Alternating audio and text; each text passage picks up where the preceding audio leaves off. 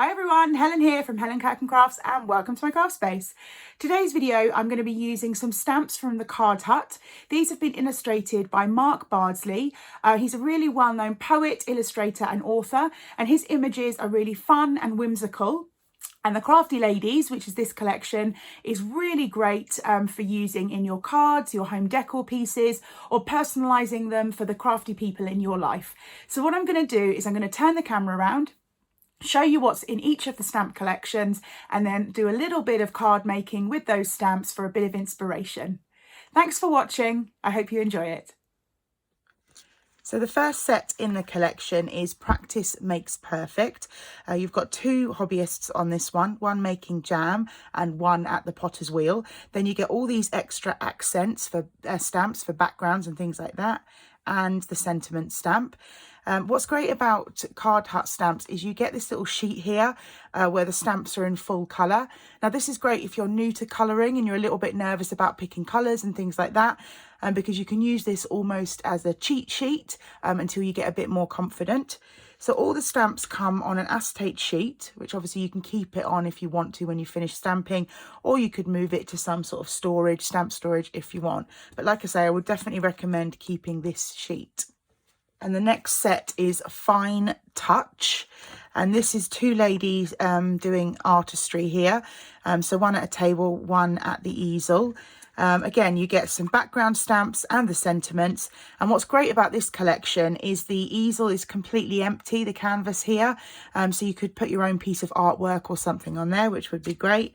And again, you get that sheet in full colour.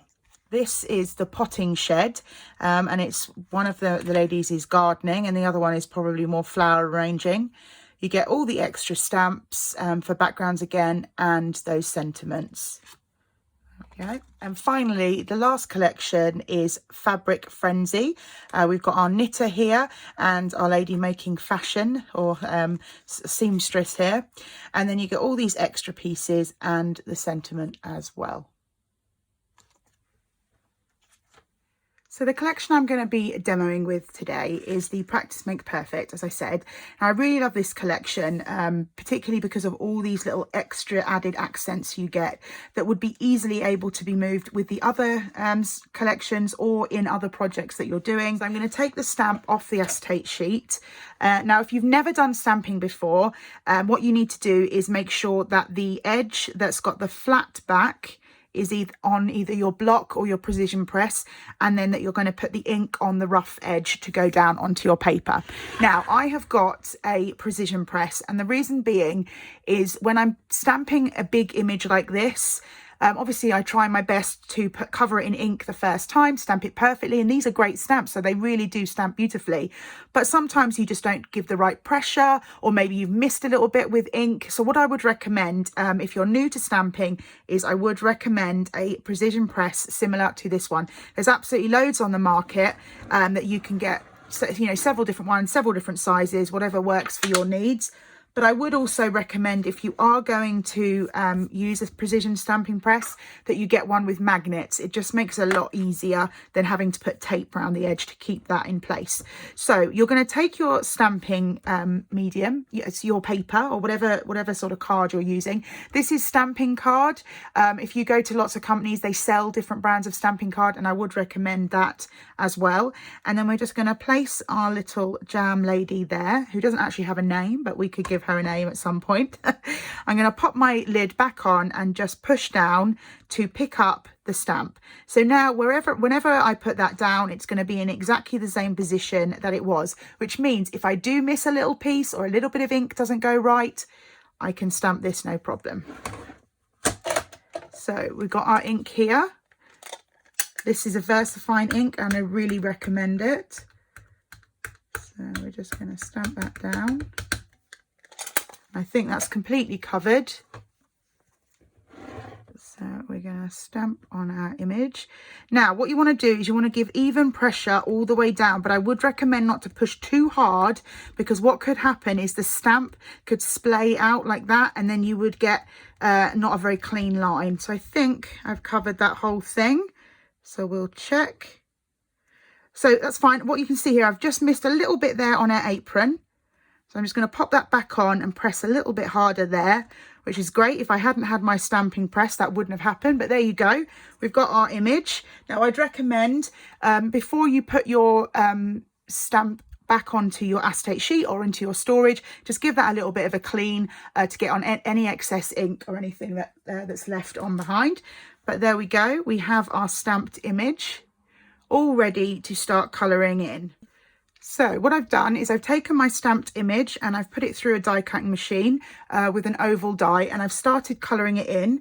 Now I'm just going to pick up a few other colours to show you how easy it is to colour these images. You can use whatever medium you like: watercolour, paints, crayons, pencils, anything you like. But I'm going to use alcohol markers, particularly the tri-blend, because they give you the same colour in 3 different shades, which I find a lot easier to use. And I'm just going to start by colouring in her desk. Now, as a little tip, if you've never done any of this before, again, what I would say is maybe have a little practice, stamp out the image a few times and sort of get an idea of how you want to colour your character in before you go straight onto the item that you're actually going to be popping onto your card. Now, the reason I like, firstly, alcohol markers over lots of other mediums is I think they give you great coverage all the way across, and they're very, very simple to use. But also, I like something like this, like a tri-blend pen or alcohol markers that have a similar colour in lots of shades, because that really helps you to give sort of depth and dimension to your image very simply. But what you'll see from these amazing stamps, and this is really sort of true through all of Card Hut stamps, is that they give you a lot of detail. And what that means for you as a crafter is that the sort of idea of knowing where to add shade and light and things is much easier, because you just follow the shading lines that are already on those detailed stamps. So then what I'm going to do is come in with a slightly darker colour and add a little bit of shade like so, just to give a little bit more realism to our little lady here. And then we can go in with the darker and go back to a medium colour. Again, what I'm doing is just following those lines and thinking about where you would get that sort of depth and dimension. There we go, just add a little bit of a medium colour. Again, just long straight lines, looking at those details and moving them along. And then finally just go back over completely to make all of that shading blend in beautifully with that lighter colour. So then we have our desk in the different shade there. For a little bit of realism as well, take a sort of light grey and just go around the edge of your picture once you've completely finished colouring it in, just to add a little bit of shading around the edge as well, so it doesn't look that she's sort of, I mean, you don't have to, but if you don't add that bit of shading, sometimes it can look like she's floating in midair. But we can add a little bit of shadow and things like that in to make it look like she's casting a shadow on whatever it is she's standing in. So there we go, we've got our little image, and you can see there how just by adding a little bit of that grey, not too dark, not too imposing, but adds that little bit of interest on the card. So I've got a little bit more of that stamping card that I was using. Now this measures 5.5 inches by 2 inches, and I'm going to create a little border using some of those little accent stamps that you get on the collection. Now I've moved on to a block now because I find it easier to create backgrounds, particularly with smaller stamps, using a block. But again, if you feel a little bit more uncomfortable about that, you can go back to your precision press. Just make sure if you are using a block that you put even pressure and you cover the stamp completely with the black ink, because you won't be able to go back round again with the same, I mean, you'd never be able to line it up. It'd be very difficult. So there you can see, by just adding that extra pressure, I've got a perfect stamped image of all those backgrounds. And then what I would do is go through with this and just stamp all over. The reason I've got them all together is it just makes it so much easier to create a quick background with those little stamps. And then what I've done, if I just take the stamps out, I've taken the same piece here as you can see, I've stamped those images and coloured them in using similar colours, in fact the exact same colours that I used on our Crafty Lady, so that the background and the stamped image match perfectly. So now I'm going to start creating a background to go with our stamped images. I've got a piece of card here, 6.5 inches by 6.5 inches square. And I've got some red and white strips of card. Now this is a great way of making a background with strips of card. If you've got a lot of leftover card in a sort of box somewhere that you don't get to use, but you don't want to throw them out, just cut them down sort of 1/2 inch across, and you can start creating your own stripped backgrounds. Then I've got double self-adhesive sort of paper on here on the back of my card. So it's sheets of adhesive, sticky front and back, which is a great way to make your own backgrounds. So you're just going to take off these sheets and start building by literally taking your strips of card, layering them down like so, just one after the other. And then I'm going to start building my card up. So I've got a 7 by 7 card blank, and then I've taken our 6.5 inch border here, or background, and just matted and layered some black on the back, and I'm going to stick that on. I've also got some white card in 5.5 inches by 5.5 inches, and then a little bit bigger for some layering with some black card. I always recommend, if you are using sort of white card, just mat and layer that with a slightly darker colour at the back, and it really makes that sort of pop out. Then I'm just going to pop that to one side, and we're going to start building up our little topper here. So we've got our little strip of card with our coloured in, and then I've just matted and layered some red behind that as well. So we're going to pop that onto what's going to turn out to be the middle of our card. Just going to line that up there. So we'll just move that up. That's the good thing about wet glue. You can have a little bit of wiggle room to get that lined up perfectly.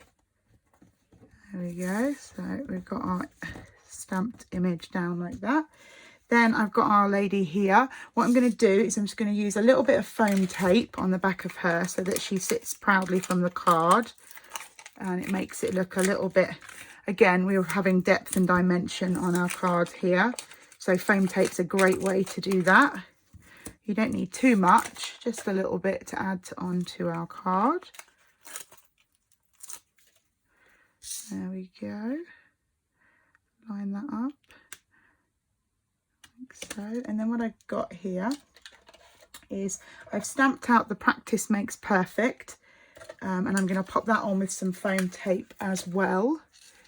And there we go. Now you just stamp that out and sort of fussy cut the oval out, but again you could use whatever stamp you like, or you know, whatever sentiment you want to have. If you've got a die that matches a little bit better, whatever, but I just love the idea of that there. And then I've got some red twine here, and I'm just going to add that to the bottom of my image. Kind of sort of matches with the striped look we're going for, but also feels like you know, it could be the ribbon that people put around jam jars as well. So we're kind of bringing that theme in. So I'm just going to add a little bit of fingerlift tape here to adhere that twine to. So we've got our little image here. The thing about using twine though is obviously you get a ridge at the back. So if you are going to use twine, I would recommend then stamping on, the adhesive, using foam tape or gel glue or something that's going to give it a little bit of a lift when you're doing it. So there we go. I'm going to bring our card back in and add this on. If you are someone that gets a bit worried about using things like foam tape or red liner tape or anything like that that's got an instant grab, I would recommend taking a wet glue, and you can always just put a little bit over the foam tape like that, and it again gives you that wiggle room that you get from wet glue, but the instant grab of something like foam tape, of a ribbon to add to our image here. And then finally I've got some little flat back pearls just to add an accent onto our card here. So I'm just going to pop a little bobble of wet glue to add those flat back pearls. If you're into doing pearls and things like that, I would recommend a sort of pick up tool for your wet glue, for your flat back pearls. It makes it a lot easier to pick up rather than trying to do it with your fingers. And there we go, all done, using that amazing collection from the Card Hut.